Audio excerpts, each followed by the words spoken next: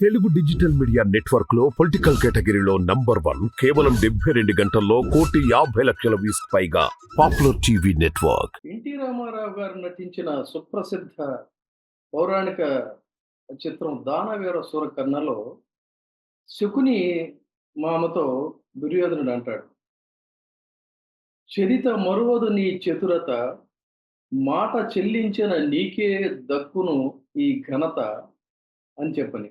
అలా ఆ డైలాగ్ ఇక్కడ మనం ఎందుకు ప్రస్తావించాల్సి వస్తుందంటే, ఏపీ బీజేపీలో సెలెక్ట్ చేసినటువంటి అభ్యర్థుల యొక్క ఇది కానీ, లేదు సిసలైనటువంటి బీజేపీ వారికి జరిగినటువంటి అన్యాయం కానీ, ఇదంతా పరిశీలించినప్పుడు నాకు ఈ డైలాగ్ అనేది గుర్తుకొచ్చింది. ఎందుకంటే ప్రస్తుతం ఇవాళ ఏపీ బీజేపీలో ఆ హిందువుల కన్నా ఈ బాబు గారి బంధువులే మిన్న అనేటువంటిది మనకు కనిపిస్తున్నటువంటి దృశ్యం. అంటే ఎంత చాకచక్యంగా చంద్రబాబు నాయుడు గారు పావులు కదిపారు అనడానికి చాలా ఆసక్తికరంగా ఇది ఉంటుంది. మనం ఒకసారి దీన్ని గనక మనం విశ్లేషించుకున్నట్లయితే, ఒక 10 మందికి టికెట్లు ఇచ్చారు. ఎంపీ టికెట్లు కూడా ఇచ్చారు, బానే ఉంది. మరి ఎవరు వీళ్ళంతా? అసలు ఇవ్వవలసింది ఎవరికి అని గనక చూసుకుంటే, ఏపీ బీజేపీలో ఎలాంటి హోపు కూడా భవిష్యత్తులో అధికారంలోకి వస్తాం మనం అనేటువంటి ఒక ఆశ లేకపోయినా, చిరకాలంగా ఆ పార్టీ సిద్ధాంతాల్ని, ఆర్ఎస్ఎస్ భావజాలాన్ని నరాల్లో కూడా జీర్ణించుకొని దానికోసమే పనిచేస్తున్నటువంటి వ్యక్తులు చాలామంది ఉన్నారు. అటువంటిది వాళ్ళకివాళ మిగిలింది ఏంటంటే రక్తహస్తాలు మాత్రం. వాళ్ళకేమో మొండి చెయ్యి చూపించి, వలస పక్షులకు మాత్రం పెద్దపీట వేయటం అనే దాన్ని వాళ్ళు జీర్ణించుకోలేక, లోలోపల వాళ్ళే మదన పడుతున్నటువంటి పరిస్థితి. ఒక్కసారి మనం వీళ్ళ వ్యవహారం తీసుకున్నట్టయితే, సోము వీర్రాజు గారు ఆర్ఎస్ఎస్ భావజాలంతో పెరిగినటువంటి వ్యక్తి. వాస్తవానికి వాళ్ళ తండ్రి గారు కమ్యూనిస్ట్ అయినా కూడా ఈయన చిన్ననాటి నుంచి ఈ ఆర్ఎస్ఎస్ భావజాలానికి ఆకర్షితులై అందులోనే ఉంటూ ఒక కరడు గట్టినటువంటి హిందూవాదిగా ఆయన ఎదిగినటువంటి తీరు, ఆ పార్టీ కోసం కష్టపడినటువంటి తీరు, అనేక రకాలైనటువంటి కార్యక్రమాల్లో ఆయన పాల్గొంటున్నటువంటి పరిస్థితులు, అంచెలంచెలుగా ఆ పార్టీ రాష్ట్ర అధ్యక్షుడిగా కూడా ఆయన అయ్యారు. జనరల్‌గా పార్టీ అధ్యక్షుడైనటువంటి వారికి ఏం చేస్తారంటే, బీజేపీలో ఉన్న సంప్రదాయం, మరొక అధ్యక్షుల్ని నియమించే క్రమంలో వీరిని జాతీయ కమిటీలోకి తీసుకోవడం, తర్వాత వారికి ఏ రాజ్యసభ లాంటిదో ఇవ్వడం అనేది జరుగుతుంది. కాదు ప్రత్యక్ష రాజకీయాల్లో ఆసక్తి ఉంది అని అనుకుంటే, ఖచ్చితంగా వారు కోరుకున్నటువంటి నియోజకవర్గంలో టిక్కెట్ ఇవ్వడం అనేటువంటిది కూడా ఉంటుంది. సో, అటువంటి సోము వీర్రాజు గారికి ఇవాళ సీటు కూడా దక్కనటువంటి పరిస్థితుల్లో ఆయన అలా మిగిలిపోయారు. తర్వాత అసలు బీజేపీకి ఏ రకమైనటువంటి ఇది లేదు, అంతంత మాత్రం అనుకున్నటువంటి రోజుల్లో గ్రాడ్యుయేట్స్ కాన్స్టిట్యుయెన్సీ నుంచి ఆశ్చర్యకరంగా, అద్భుతంగా ఎమ్మెల్సీగా గెలిచినటువంటి వ్యక్తి ఎవరు అంటే మాధవ్ గారిని చెప్పుకోవాలి. మాధవ్ ఒక జెంటిల్‌మెన్ బిహేవియరు, ఆయన్ని చాలామంది లైక్ చేస్తారు. చాలా హుందా, ఆయన రాజకీయాలు కూడా చాలా హుందాగా నడిపేటువంటి రాజకీయాలే తప్ప ఎక్కడ చిల్లర మల్లర వ్యవహారాలు అనేటువంటివి ఉండవు. అలాంటి మాధవ్‌కి కూడా ఆశ్చర్యకరంగా ఆయనకి కూడా ఏమీ లేనటువంటి పరిస్థితి. ఇంకొక వ్యక్తిని తీసుకుందాం, విష్ణువర్ధన్ రెడ్డి. విష్ణువర్ధన్ రెడ్డి బీజేపీ తరపున ప్రసార మాధ్యమాల్లో చాలా బలంగా తన గళాన్ని వినిపిస్తూ అనేక వ్యవహారాల్లో తెలుగుదేశం పార్టీ చేసేటువంటి పనుల్ని ఎండగొడుతూ, కొన్ని ముఖ్యంగా టిడ్కో ఇళ్ళు ఇలాంటి వ్యవహారాల్లో లంచాలు తీసుకుంటున్నారన్నప్పుడు ఆయన ఛాలెంజ్ చేసి రుజువులతో సహా కూడా నేను చూపిస్తానికి అవసరమైతే అని వాళ్ళ మీద సవాలు విసిరి, ఇలా బీజేపీ వాయిస్‌ని చాలా బలంగా వినిపించేటువంటి నాయకుడిగా పేరు తెచ్చుకోవడం, ఆయన యొక్క వ్యవహార శైలి వీళ్ళకి నచ్చక కుట్ర పన్ని పథకం ప్రకారంగా ఒక చంద్రబాబు నాయుడు గారి తైనాతి మీడియాలో దాడి చేయించినటువంటి సంఘటన కూడా ఇక్కడ చెప్పుకోవచ్చు. అంటే ఆ పార్టీలో ఒక కొరుకుడు పడని వ్యక్తిగా తయారయ్యాడనేటువంటిది చెప్పొచ్చు. ఆ విధంగా ఒక డైనమిక్ పాలిటిక్స్‌కి ఏపీ బీజేపీలో ఉన్నటువంటి వ్యక్తి ఎవరంటే ఈ విష్ణువర్ధన్ రెడ్డి గారు అని చెప్పుకోవాలి. అలాంటిది ఆయనకి కూడా టికెట్ లేదు. ఇక మరొక ఆసక్తికరమైనటువంటి పర్సనాలిటీ ఎవరంటే స్వామి పరిపూర్ణానంద స్వామి. పరిపూర్ణానంద స్వామి చాలా బాల్యం నుంచి కూడా ఆధ్యాత్మిక వీటిల్లో కాషాయం కట్టి ఆహ్, ఒక గురువుగారైనటువంటి కేరళకి సంబంధించినటువంటి స్వామీజీ దగ్గర ఆయన అన్నీ నేర్చుకొని, ఆయన ప్రవచనాలు గనక చెప్తూ ఉంటే, దాదాపుగా ఒక దశలో ఎన్టీఆర్ గ్రౌండ్స్‌లో హైదరాబాద్‌లో మొత్తం కిక్కిరిసిపోయేది. ఈ రోజున చాలా మంది నిర్వహిస్తున్నటువంటి కార్తీక మాస 1000 దీపాల కార్యక్రమాలు గాని, ఇవి గాని లక్ష దీపాల అర్చన ఇలాంటివన్నీ గూడా ఈ ప్రవచనాలు వీటన్నిటికి నిజం చెప్పాలంటే ఒక స్ఫూర్తినిచ్చినటువంటి స్వామీజీ ఎవరంటే పరిపూర్ణానంద స్వామీజీ. అశేషమైనటువంటి భక్తులుని ఆయన సొంతం చేసుకున్నారు. అలాంటి వ్యక్తి కనీసం ఆ పరంపరలో ఆయన కొనసాగుతూ ఉన్నట్లయితే ఇవాళ ఒక స్వామీజీగా చాలా అగ్రస్థానంలో ఉండేవాడు. కానీ ఈ హిందూ భావజాలం తర్వాత ఇంకొక ఆసక్తికరంగా ఏంటంటే, చాలా మందిని మత మార్పిడులు జరిగిన సందర్భంలో తన ప్రబోధాలతో హిందూ మతంలోకి మళ్ళీ వేరే మతాల్లోకి మారిన వాళ్ళని హిందూ మతంలోకి ఆహ్వానించడంలో కూడా చాలా క్రియాశీలకంగా ఆయన వ్యవహరించినటువంటి కార్యక్రమాలు కూడా చాలా ఉన్నాయి. అటువంటిది ఈ హిందూ భావజాలాన్ని ఏదో చేయాలి. రాజకీయంగా గూడా మనం ఏదైనా చేయొచ్చు. ఉత్తరప్రదేశ్‌లో యోగి ఆదిత్యనాథ్ లాగా అనేటువంటి ఒక లక్ష్యంతో ఆయన తన కార్యక్రమాల్ని అనవసరంగా డిస్టర్బ్ చేసుకొని, ఒక టీవీ ఛానెల్ ఏర్పాటు చేసుకొని, ఈ ప్రత్యక్ష రాజకీయాల్లోకి రావటం జరిగింది. ప్రత్యక్ష రాజకీయాల్లోకి వచ్చిన దరిమిల ఆయన చాలా నష్టపోయారని చెప్పాలి. ఒక ఇమేజ్ పరంగా గాని, ఆర్థికంగా గాని ఈ విధంగా చాలా నష్టపోయారు. అలాంటి వ్యక్తిని ఆదుకొని తమ భావజాలాన్ని మరింత విస్తృతం చేయాలనుకుంటున్న సందర్భంలో ఆయనకి ఏదో ఒక సముచితమైనటువంటి ప్లేస్‌లో టికెట్ ఇవ్వాలి. ఏ హిందూ ఆయన కోరుకుంటున్నట్టు. లేదు కాదంటే అది కాదండి ఇది అని చెప్పాలి. కానీ ఆయనకి మిగిలింది కూడా రిక్తహస్తమే. మరి ఇలాంటి హిందూ భావజాలాన్ని నరాన నింపుకొని ఆ పార్టీ కోసం అని చెప్పని అన్ని విధాలుగా పనిచేస్తున్నటువంటి ఒక వ్యక్తి జీవీఎల్ నరసింహ. జీవీఎల్ నరసింహారావు నిజానికేంటంటే చాలా సౌమ్యుడు, మేధావి. రాజ్యసభ సభ్యుడిగా ఉండి ఆయన ఆంధ్రప్రదేశ్‌లో అనేక వ్యవహారాల మీద తన యొక్క గళాన్ని బలంగా వినిపిస్తున్నటువంటి వ్యక్తి జీవీఎల్ నరసింహారావు. తర్వాత ఆయన చాలా కాలంగా ఇక్కడ ప్రత్యక్ష రాజకీయాల్లో ఎన్నికల్లో పోటీ చేయాలని చెప్పని విశాఖపట్నంలో వివిధ వేదికలని ఏర్పాటు చేయటం. తర్వాత ఏంటంటే కాపుల్ని బీజేపీలోకి తీసుకురావడం కోసం వాళ్ళతో తను ఇంటరాక్ట్ అయ్యి కొన్ని సభలు, సమావేశాల్లో నిర్వహించటం. ఈ విధంగా కొన్ని కొన్ని కార్యక్రమాల్లో ఆయన చాలా కాలంగా తను కొంత గ్రౌండ్ వర్క్ చేసుకుంటూ వచ్చారు. అంటే తన పోటీ వాడికి టికెట్ దొరకదు అనేటటువంటి ప్రశ్నే ఉత్పన్నం కాదు కాబట్టి, మనం గట్టిగా పని చేసుకోవాలని చెప్పని అనుకున్నాడాయన.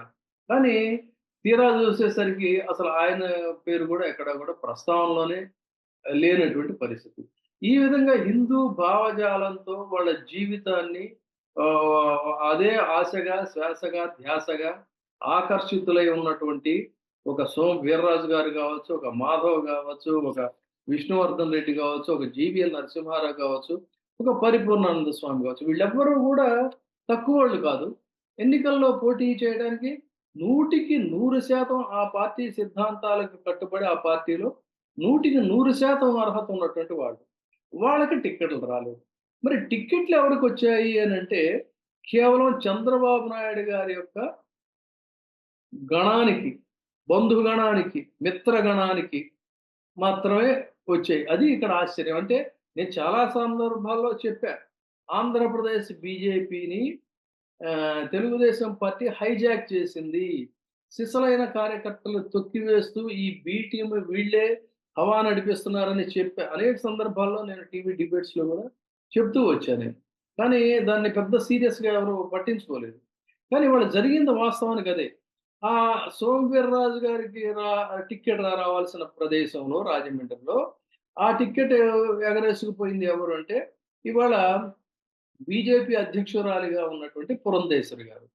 సరే ఆయన గురించి చెప్పుకున్నాం. పురంధేశ్వరి గారి గురించి కూడా బ్రీఫ్‌గా చెప్పుకోవాలన్నట్లయితే, ఎన్టీఆర్ కుమార్తెగా తెలుగుదేశం పార్టీలో ఉంటూ, తెలుగుదేశం పార్టీని చంద్రబాబు నాయుడు గారు తీసేసుకున్న తర్వాత హరికృష్ణ గారితో పాటు కలిసి అన్నా తెలుగుదేశం పార్టీ అని కొన్ని రోజులు ఏర్పాటు చేసుకొని, ఆ అన్నా తెలుగుదేశంలో నుంచి మళ్ళీ కాంగ్రెస్ పార్టీలోకెళ్ళి, కాంగ్రెస్ పార్టీలో కేంద్ర మంత్రిగా పనిచేసి, కేంద్ర మంత్రిగా పనిచేస్తూ తెలంగాణ, ఆంధ్ర ఉద్యమం ఉధృతంగా ఉన్న రోజుల్లో మాట మాట్లాడితే మీడియా దగ్గర మేడం దగ్గరికెళ్ళొచ్చాం, మేడం దగ్గరికెళ్ళొచ్చాం అంటే పురంధేశ్వరి గారు ఏదో చేస్తారు, ఏదో చేస్తారని వీడు ఉత్కంఠగా మీడియా సమావేశాలు చూసేవాళ్ళు.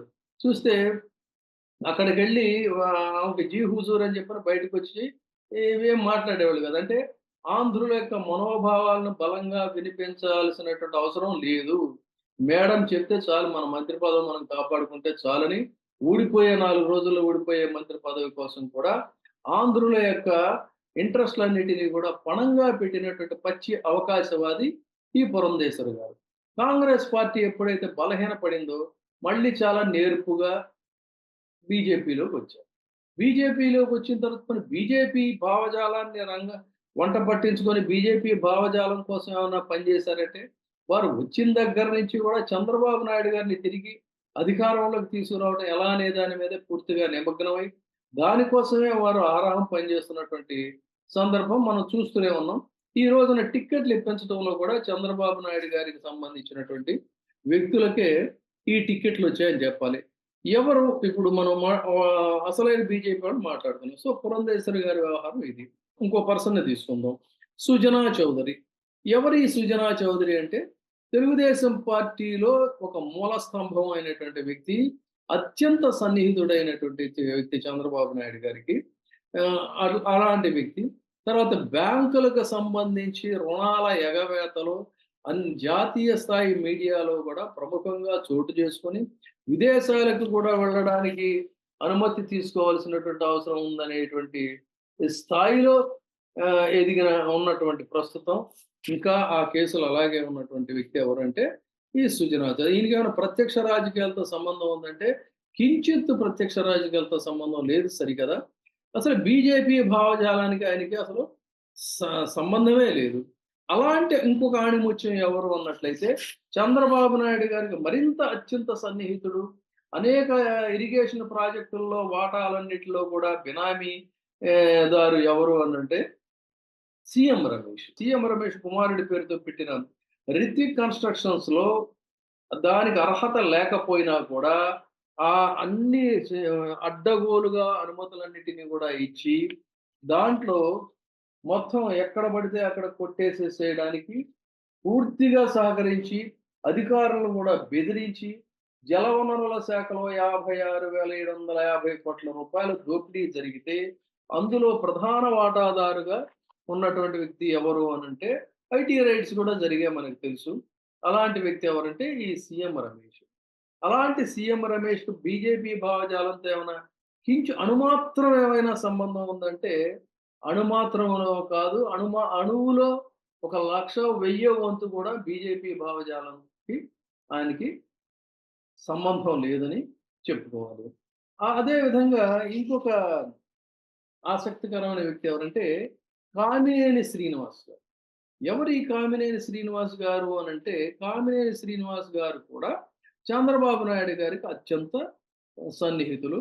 ఆయన ఒకసారి ప్రజారాజ్యం పార్టీలో ఉన్నారు. ప్రజారాజ్యం పార్టీ నుంచి మళ్ళీ వచ్చేసిన తర్వాత ఎన్‌డీఏ భాగస్వామ్యంగా ఉన్నప్పుడు చంద్రబాబు నాయుడు గారు ఏం చేశారంటే, ఇప్పుడు కూడా చాలామంది ఇప్పుడు వీళ్ళందరిని ఎలా చేశారో, ఆ విధంగా లేదు నువ్వు ఆ పార్టీలోకెళ్ళు. ఆ పార్టీ నుంచి నువ్వు టికెట్ తీసుకుంటే మిగతా వ్యవహారాలన్నీ నేను చక్కబెడతానని చెప్పని గతంలో కూడా ఆయన్ని బీజేపీలోకి పంపించి, బీజేపీ టికెట్ ఇప్పించి రాష్ట్రం అధికారంలోకి వచ్చిన తర్వాత ఆయనకి అత్యంత కీలక పదవి ఆరోగ్య శాఖ మంత్రిగా ఆయన్ని చేసినటువంటి చంద్రబాబు నాయుడు గారు అత్యంత సన్నిహితులు. ఈయనకేమైనా పోనీ మంత్రి పదవి కూడా వచ్చింది మనకి పార్టీ వల్ల అని ఎప్పుడైనా ఈయనేమైనా బీజేపీ కార్యక్రమాల్లో పాల్గొవడం గాని, ఆంధ్రప్రదేశ్ బీజేపీని బలోపేతం చేయాలనేటువంటి దానికేమైనా ఈయన చర్యలు తీసుకున్న కార్యక్రమాలు గాని ఏమన్నా ఉన్నాయంటే ఏమీ లేవు సరికదా! తర్వాత 2014లో ఎప్పుడైతే బీజేపీ, టీడీపీకి ఈ డిఫరెన్సెస్ అనేవి వచ్చాయో, వచ్చిన తర్వాత చంద్రబాబు నాయుడు గారి ఇంటర్ఫియరెన్స్ లేనప్పుడు నాకెందుకు అని చెప్పని ఆయన ఎన్నికల పట్ల కూడా వైముఖ్యాన్ని ప్రదర్శించి దూరంగా జరిగిపోయాడు తప్ప, దీనివల్ల మనకు మంత్రి పదవొచ్చింది. మనం ఈ పార్టీని మళ్ళీ నిలబెట్టాలి అని ఒక కించిత్తు ఆలోచన గూడా చేయకుండా దూరంగా ఉన్నటువంటి వ్యక్తి ఈ కామినేని శ్రీనివాస్ గారు. అయితే వ్యక్తిగా ఆయన పెద్ద మనిషి, మంచివాడే. మరి వీళ్ళలా కాదు గానీ. సో, అయితే ఇక్కడ రాజకీయాల గురించి మనం మాట్లాడుకుంటున్నప్పుడు, ఇది కామినేని శ్రీనివాస్ గారి యొక్క బీజేపీకి కామినేని శ్రీనివాస్ గారికి ఉన్నటువంటి సంబంధం. సో, అదే విధంగా మరొక వ్యక్తిని తీసుకుందాం. ఇది చాలా ఆసక్తి. అసలేంటంటే, ఈయన తెలుగుదేశం పార్టీలో చాలా క్రియాశీలకంగా వ్యవహరిస్తూ, ఒక్క రోజులో ఈ పేపర్‌లో గూడా వచ్చింది మనకి వన్ డే అని. ఒక్క రోజులోనే బద్వేలు టికెటు బీజేపీ నుంచి వచ్చింది. ఒకరోజు ముందు అప్పటిదాకా ఆయన కార్యాలయంలో కూడా చూస్తే మొత్తం రామారావు గారి ఫోటోలు, ఆ ఫోటోలు, ఈ ఫోటోలు అన్నీ గూడా ఉన్నాయి. అలాంటిది వన్ డేలో ఈయనకి మొత్తం ఒక టికెట్ కొట్టేసేసాడు. అలాంటి వ్యక్తి ఎవరంటే బొజ్జ రోషన్న.